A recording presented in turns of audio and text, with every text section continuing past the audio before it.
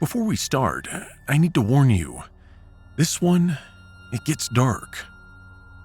If you remember last episode, we talked about Edmond Dantes, a man who was buried alive by people he trusted and spent 13 years engineering the most satisfying revenge in literary history. And most of you, if not all of you, cheered for him. Well, last time you cheered, but this time, I'm not so sure you will. This is Medea, written by Euripides in 431 BC, and it's still, after 2,500 years, one of the most psychologically devastating things ever put on page. Now, to understand what Medea does, you have to understand what Medea gave up. She isn't just a woman scorned. She's a princess, a sorceress, a woman of extraordinary intelligence and power in her own right. She's from Colchis, a kingdom at the edge of the known world, and when Jason arrives there on his famous quest for the Golden Fleece, she doesn't just notice him, she chooses him. And that choice costs her everything she had before she chose him. She uses her knowledge of sorcery to help Jason succeed in finding this Golden Fleece where no man had succeeded before. And in order to do this, she has to betray her own father, the king. But even worse, she kills her own brother just to slow down the pursuit when they flee together.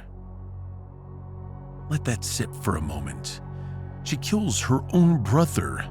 She dismembers him and scatters the pieces into the sea so her father's ships will have to stop and collect them, buying Jason time to escape. That's the woman Jason's dealing with. Not a victim who doesn't know her own power, a woman who has already proven she'll burn down everything she loves for the person she's chosen. Anyways, she follows Jason to Corinth. It's a foreign city where she knows no one, where she has no family, no status, no protection. She's entirely dependent on a man she's sacrificed everything to be with. And then, Jason makes his decision. Now, Jason's been offered a remarkable opportunity. The king of Corinth, Creon, has a daughter. Her name's Glaus. She's young, politically valuable, the kind of marriage that turns a wandering hero into a king. And Jason wants it. Now, here's where his character becomes complicated, because Jason doesn't see himself as a villain in this story. He never does.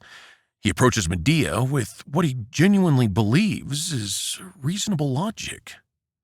He tells her this marriage is good for both of them. It'll give them power and resources. It'll give their sons a better future. He'll still provide for her. He isn't abandoning her. He's upgrading their situation. And he actually believes this. And that specific brand of self-deception, that special type of stupidity, is what makes Jason one of the most recognizable betrayers in all of literature. And we all know this type of person, right? The one who wraps their selfishness in the language of practicality, who genuinely can't see the difference between what's good for them and what's good for everyone. So let's do an eval real quick on him. He loves his children, that part's real, and he isn't trying to destroy Medea, he just isn't willing to let her existence limit him anymore. So let's say 60% of that's on him.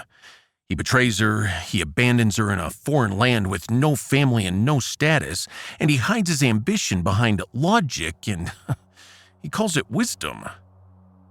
But 40% is the simple, brutal reality that Jason is weak. Not evil, weak. The kind of weak that's somehow more infuriating than evil because it refuses to call itself what it is. And Medea, a woman who burned her entire world down once for love, is not built to absorb that kind of weakness quietly. What happens next is where Euripides does something that no playwright before him had ever done. He lets us into Medea's head. We watch her think. We watch her feel. We watch her cycle through grief and fury and calculation in real time, and it's one of the most psychologically honest portrayals of a person in crisis ever written. And it's 2,500 years before modern psychology had language for any of this. Now, her first instinct is Jason. Kill him. Simple. Direct. But she thinks it through, and she realizes that killing Jason doesn't actually hurt Jason enough. He'd be mourned, he'd be remembered as a hero who died tragically, and his new bride would weep beautifully at his funeral.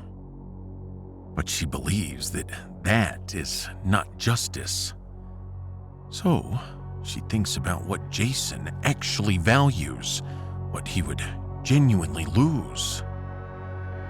And she lands on something so cold, so precise, so devastatingly intelligent that even now, reading it for the first time, it stops people completely. She decides to kill Glaus, the new bride, and Creon, the king who sanctioned the betrayal. And then, her own children. Not in a moment of madness, not impulsivity. She actually thinks about it. She argues with herself about it. And she almost stops. The play gives us every step of that internal battle and then shows us her making the choice anyway. Because she understands something about Jason that Jason hasn't admitted to himself yet. The children are the only thing he truly loves without qualification. They're the only thing whose loss would follow him for the rest of his life, into every palace, every throne room, every night of his comfortable new marriage. She isn't trying to kill Jason. She's trying to make him live. And the execution is as precise as anything Edmond Dantes ever engineered. You can learn about it in the last episode. But she sends Glaus a gift, a beautiful robe and a crown soaked in poison. Glaus puts them on. The poison activates on contact and cannot be removed. Creon rushes to his daughter and tries to help her and dies alongside of her because he won't let go. And then Medea goes to her children. Euripides made a choice here that was genuinely controversial in ancient Athens. He moves the deaths of the children off stage. We don't see it, we only hear it. The children's voices, then silence. That choice was intentional, and it was brilliant because what the imagination fills in is always worse than what can be shown. Well, Jason arrives to find everything gone, and here is the final devastating stroke. Medea escapes. She doesn't die, she doesn't get captured. She leaves in a chariot beyond his reach and looks down at him from above.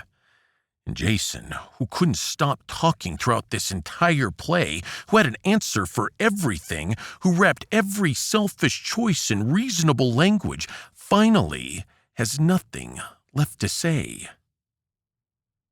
And she asks him if he wants to touch the bodies of his sons one last time. He says yes. She says no. And then she leaves. So let's go back to the warning I gave you at the beginning. This one gets dark. In the last episode, and once again, go listen to it if you haven't, Edmond Dantes, betrayed at 19, 13 years in a dungeon. He destroys the men who buried him, and we cheered. We felt satisfied. We called it justice. Now, Medea was betrayed just as completely. She gave up more than Edmund did. She had more to lose. She sacrificed more to get there, and she was left more exposed when it fell apart. By any objective measure, her grievance is at least as valid as his. So, why does her revenge feel so different? Here's what psychology actually tells us about this. There's a concept called proportionality, the idea that a just response matches the scale of the original wrong. Edmund's revenge was surgical. He targeted the specific people who harmed him. He took from each of them the specific thing they valued most. It felt proportional. It felt earned. Now, Medea's revenge destroys people who didn't betray her. Klaus didn't steal Jason. Jason offered himself. The children certainly did nothing. The collateral damage isn't incidental. It's actually the plan. And this is the line Euripides is drawing for us. Justice is directed. It targets the source of the wrong. It restores something that was taken. And destruction is total. It doesn't restore anything. It just ensures that nothing survives, including ultimately the person pursuing it. Because here is the thing about Medea that nobody talks enough about. She wins. By every external measure, she wins. Jason's broken, her enemies are dead, and she escapes without consequence. But she had to kill her own children.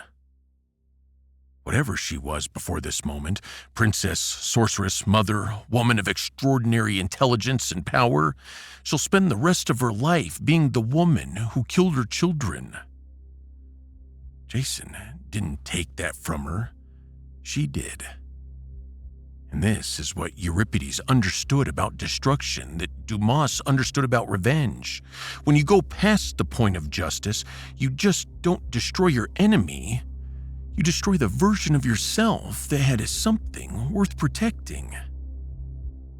Edmond Dantes walked away from his revenge with doubt. He wondered if he had gone too far, and that doubt was his humanity surviving. Medea has no doubt, and that silence, that absolute certainty, is the most disturbing thing in the entire play. Like I said, the last time you cheered. This time, now, you know why you couldn't. Medea had been performed continuously for 2,500 years, and every generation finds something new in it, something that reflects their own moment back at them. And if you want to read this, it's in public domain, completely free, and it'll take you less than 2 hours. I'll link it in the description. And next time, we're going somewhere more modern. A revenge so cold, so patient, so perfectly constructed that the person getting the revenge never once raises their voice. If you know, you know, and if you don't, subscribe, because you're going to want to see this one. I'm Bobby Garrison, and this is Dark Margins. I'll see you in the next chapter.